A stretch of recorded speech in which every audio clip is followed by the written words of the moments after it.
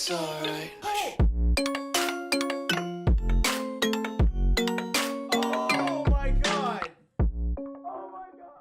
Yo guys, what is up? Max here in our Borderlands 3 video, and today is the day, guys. We got the rebalance to Mayhem 10 with all of the nerfs, buffs, and the Guardian Takedown is out today around noon Eastern time. Guys, I'm going to be live streaming the Guardian Takedown and playing with all the weapon buffs and stuff. So if you guys are interested in watching the Guardian Takedown in our first run live, twitch.tv/Moxie, it's going to be absolutely awesome. But we've got so much to talk about today, and with all of the changes to enemy health and some nerfs to the biggest and baddest weapons, I've got some new recommendations and some new weapons that I think are going to be really performing well in the Guardian Takedown. Guys, the patch notes, if you want to read the whole thing, will be in the description. They are really long. A lot going on here, so I'm going to be highlighting the most important points and the things that you guys should be aware of. And with that, let's get right into it. So, first off, seasonal event Revenge of the Cartels is ending today. However, all of the anointments that came with Revenge of the Cartels, 150 rad, 390, those things are all staying. I believe it was like 12 to 13 new anointments, so those things are all staying, which is awesome. And they are adding the takedown of the Guardian Breach, which looks like Patricia Tanis is going to be who we talk to get the quest to do that.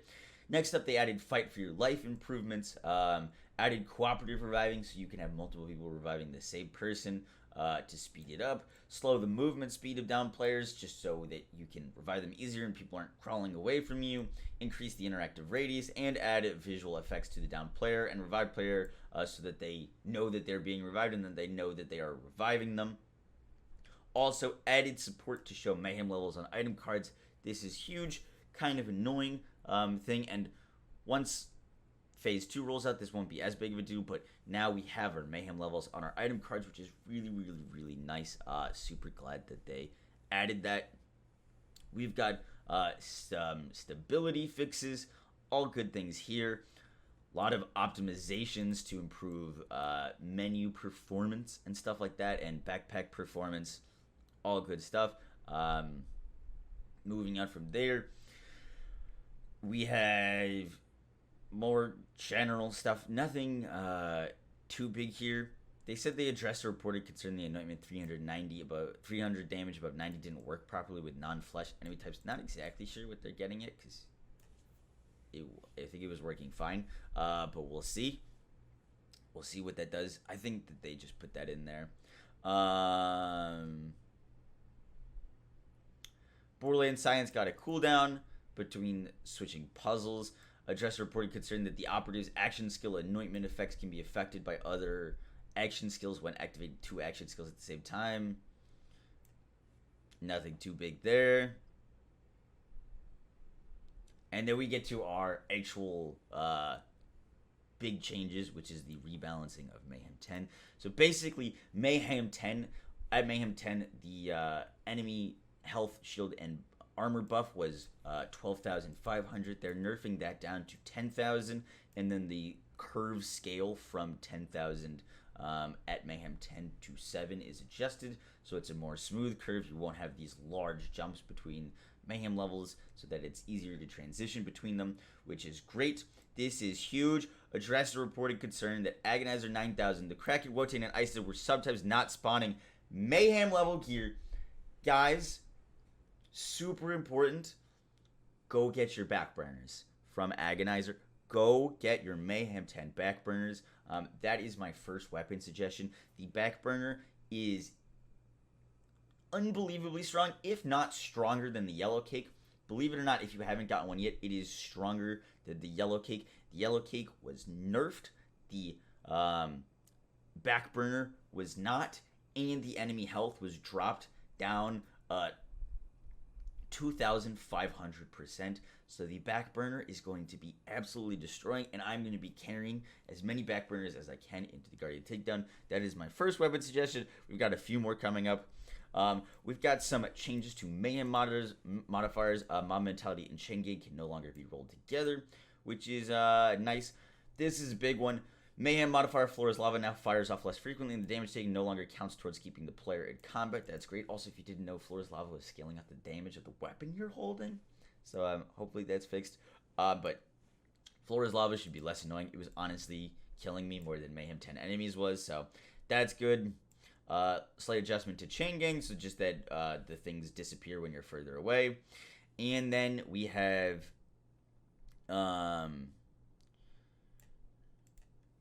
changes to more Mayhem 2.0 stuff. These are just like stability fixes, UI. There's a big one in here that I wanted to talk about. So this, addressed a reported concern that player could briefly put into Fight for Your Life when the Mayhem modifier Roguelite is active. If you guys have been using Roguelite, you probably know that there's like this like brief window where you're going down in Roguelite that you could shoot things, and if you had that Guardian token skill active, you could kind of stay alive and Fight for Your Life for a little bit of time when Roguelite was active. Now it seems like you're just gonna die. You've got no chance, no window to survive there. So Roguelite is gonna become a lot harder of a modifier if you were running Roguelite before and surviving. You may want to reconsider. I will not be running Roguelite for the Guardian Takedown. Let's see what else we got.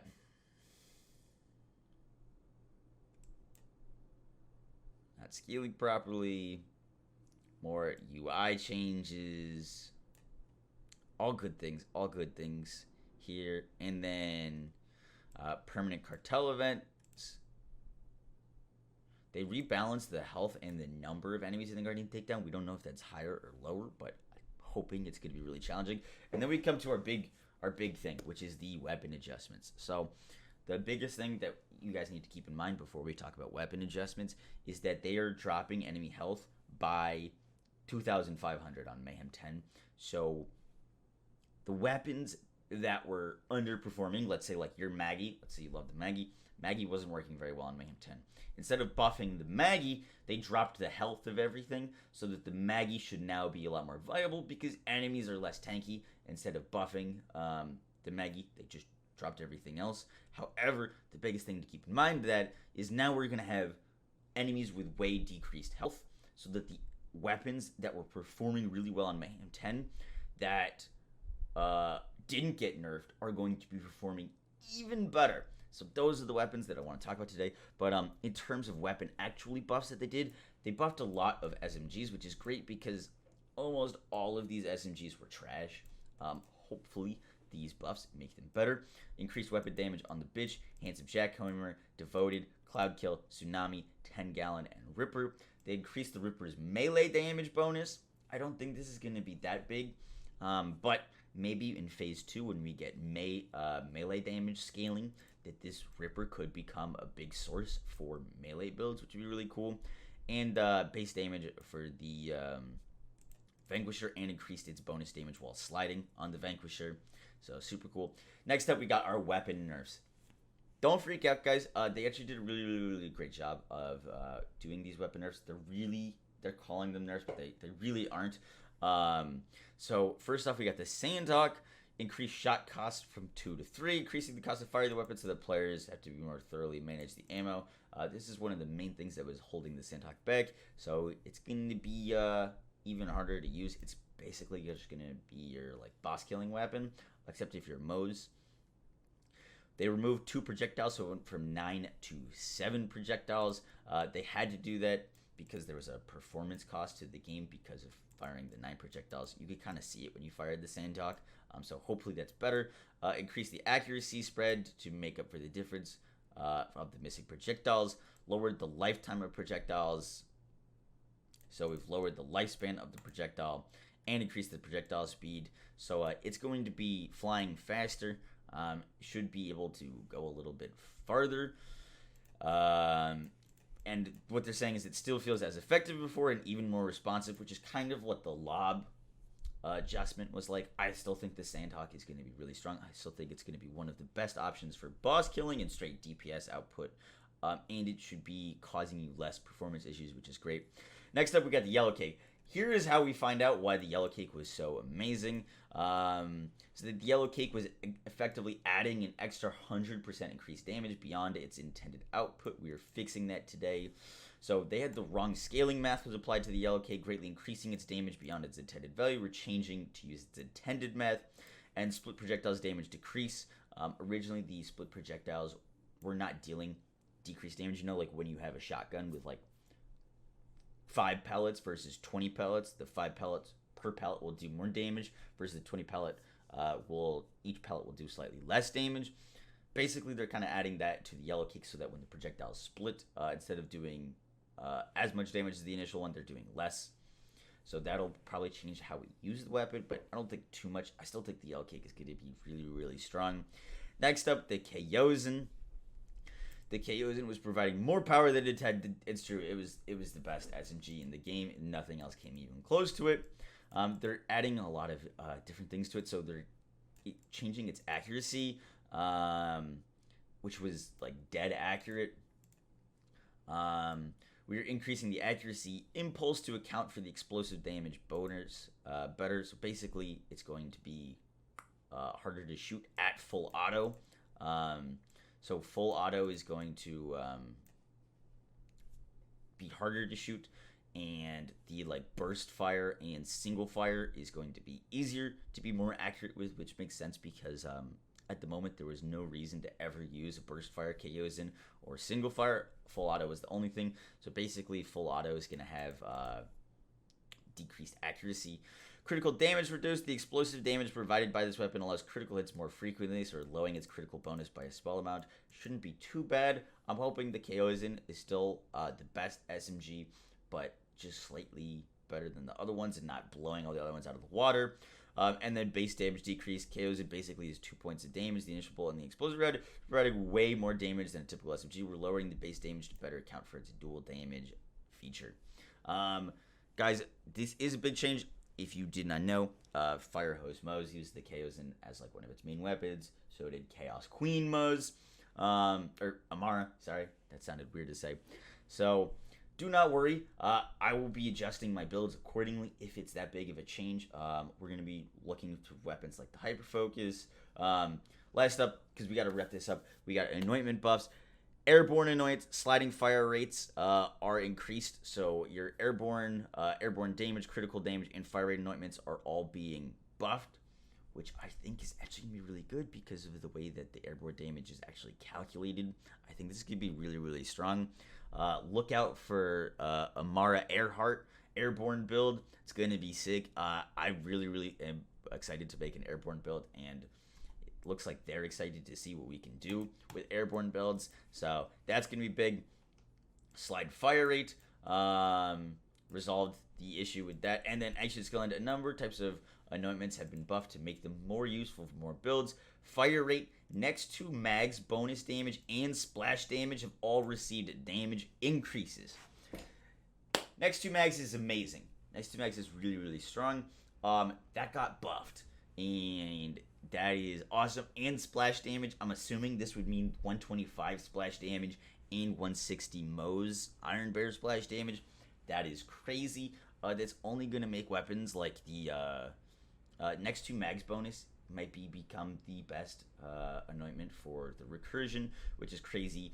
Splash damage Moze just got a big boost, and the backburner didn't get nerfed. Splash damage backburner, oh lord. Auto Bear active incendiary damage has received a significant buff to make Iron Bear builds more effective. That's great because there's no point in ever using that. So hopefully that's above 125. We'll see. Lastly, for weapon recommendations, guys, for the Takedown, things that performed extremely well in Mayhem 10 before they lowered the health, and now it's going to be lowered, are the Anarchy, did not get touched. The Monarch did not get touched. The OPQ did not get touched. And the Recursion did not get touched, as well as the Reflux. All of these are extremely strong weapons that cheese through Mayhem 10. Now they are going to have 2,500 less health, and so your OPQ, your Monarch, your Anarchy, all those things, Backburner, are going to be so strong, guys. We may be changing from the Khaosan. We'll see. But I hope you guys enjoyed the video. I hope you learned something new. And I'll catch you guys in the next one. Peace!